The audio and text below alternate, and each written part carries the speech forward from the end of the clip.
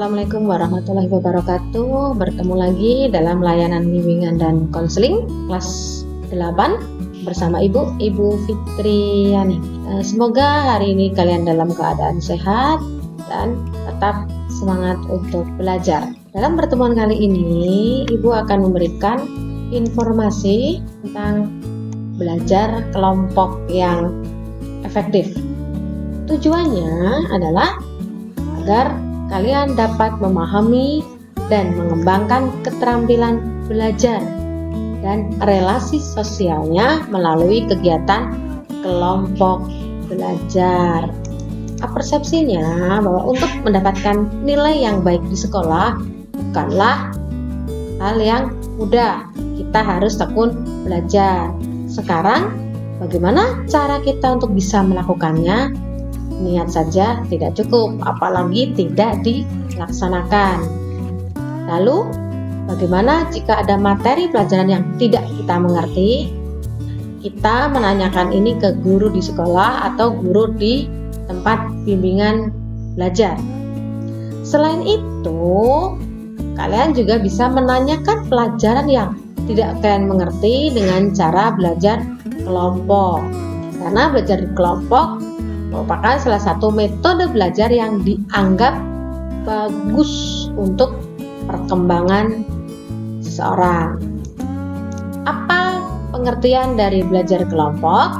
Belajar kelompok adalah sebuah model pembelajaran di mana peserta didik belajar bekerja sama dalam sebuah kelompok untuk menyelesaikan tugas belajar.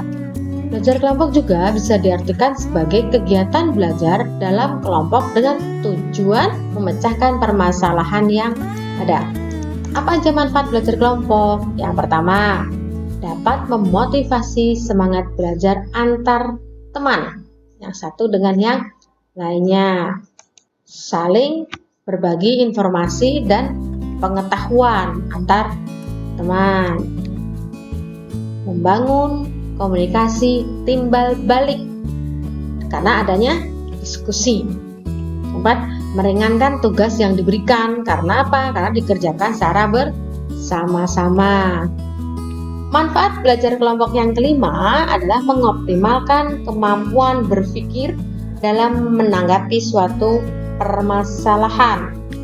Yang keenam, bekerja sama dalam menyelesaikan tugas dan bersosialisasi di luar sekolah.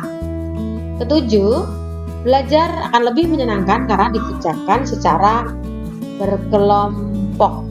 Yang terakhir, dapat meningkatkan kualitas keterampilan seperti adanya kerjasama, toleransi, berpikir kritis, dan disiplin.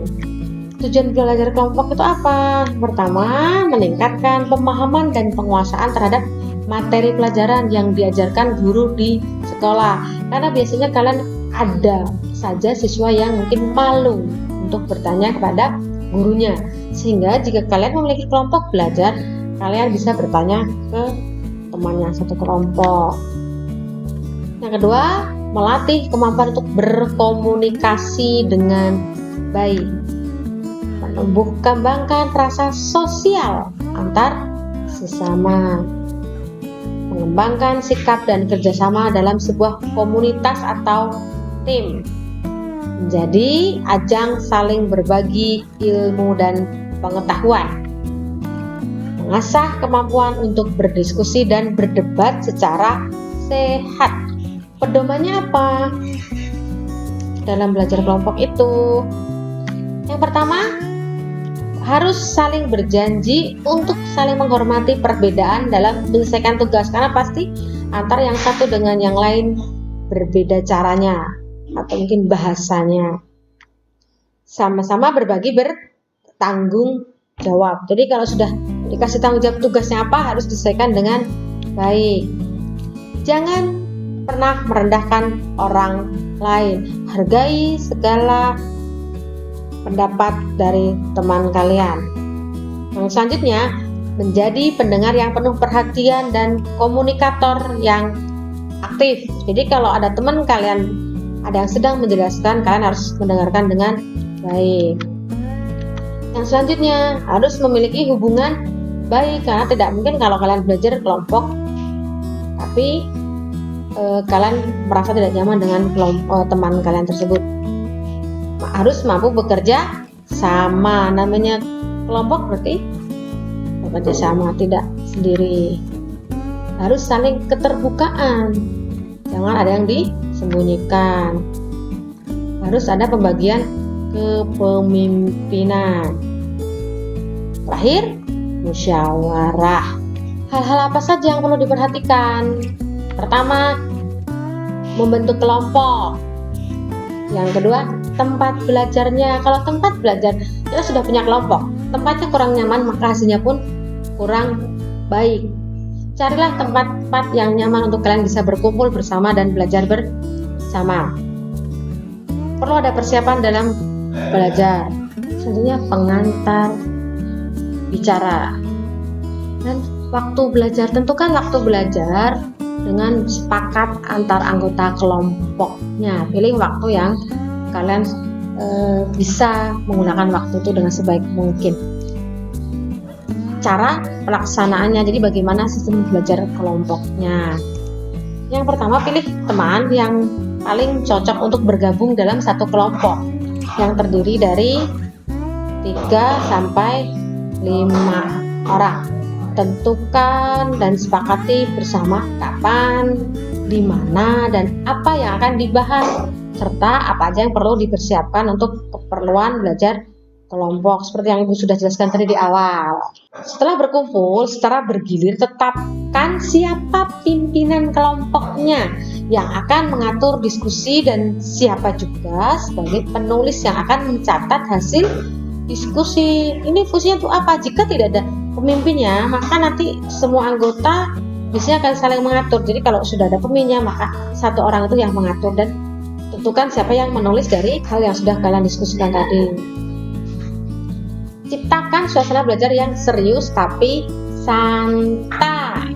5. Rumuskan pertanyaan atau permasalahan yang akan dipecahkan bersama dan batasi ruang lingkupnya agar pembahasan tidak terlalu menyimpang. 6. Bahas dan pecahkan setiap persoalan satu persatu sampai tuntas. Jadi jangan pernah kalau kalian lagi membahas suatu permasalahan belum selesai kalian tinggalkan terus kalian membahas permasalahan yang lain. Jangan, tapi selesaikan secara satu persatu. 7. Bila terdapat persoalan yang tidak dapat dipecahkan atau tidak ada kesepakatan antar anggota, tangguhkan saja, kemudian minta pendapat guru atau orang yang lain. Nah, kesimpulan dari hasil diskusi yang telah dicatat lalu dibagikan kepada setiap anggota kelompok. Untuk apa? Untuk dipelajari lebih lanjut di rumah masing-masing. Itulah beberapa tips belajar kelompok agar kalian belajar kelompoknya efektif.